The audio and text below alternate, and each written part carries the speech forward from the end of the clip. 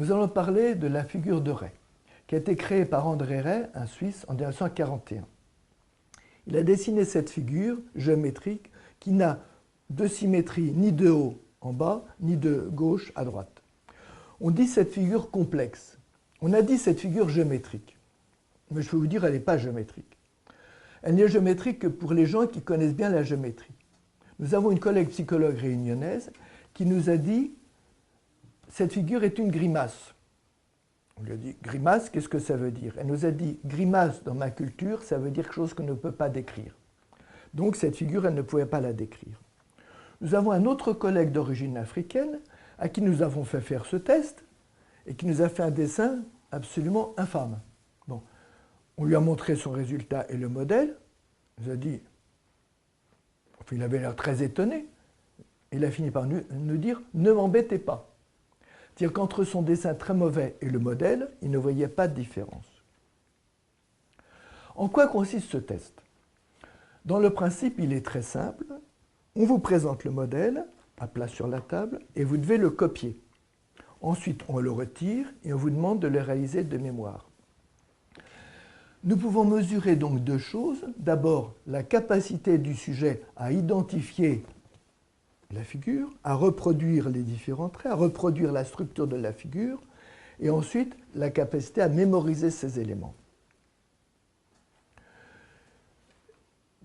Ce qui est très curieux dans cette figure, c'est qu'en fait, nous pouvons la réaliser de quantité de manières différentes.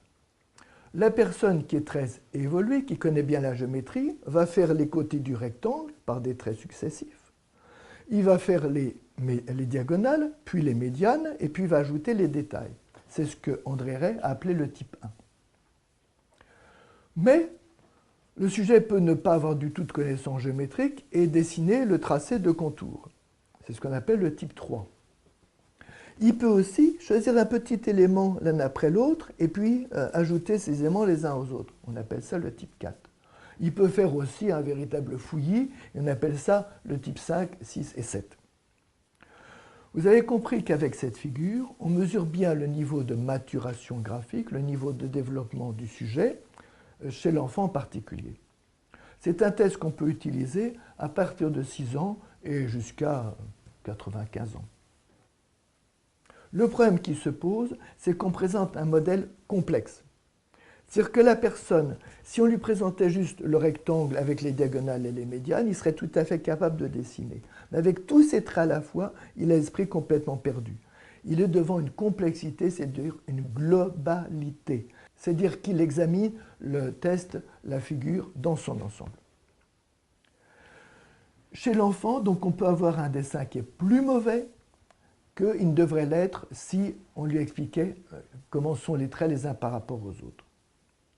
Chez l'adulte, ce tracé reste intéressant. Pourquoi? Parce que l'adulte qui est de notre culture, bien formé à la géométrie et dans des conditions psychologiques normales, va le faire de manière géométrique. Mais certaines personnes qui sont par exemple en état de burn-out ne vont plus voir cet ensemble, ils vont avoir une attitude de prudence en faisant un petit élément l'un après l'autre. C'est-à-dire qu'en fait, dans la vie réelle, si vous voulez, ils auront tendance à prendre une situation petit élément par petit élément, ce qui fait qu'au bout du compte, ils n'arriveront pas à saisir l'ensemble de la situation. On peut dire que le test de la figure de Rey est une manière d'appréhender la manière dont le sujet gère une situation dans son ensemble. C'est ce qu'on appelle une résolution de problème. Et c'est un test qui est très efficace, qui est très utile et que je fais de manière quasiment systématique chez des sujets qui sont en difficulté ou qui semblent un petit peu, je dirais, un peu saturés par leur environnement.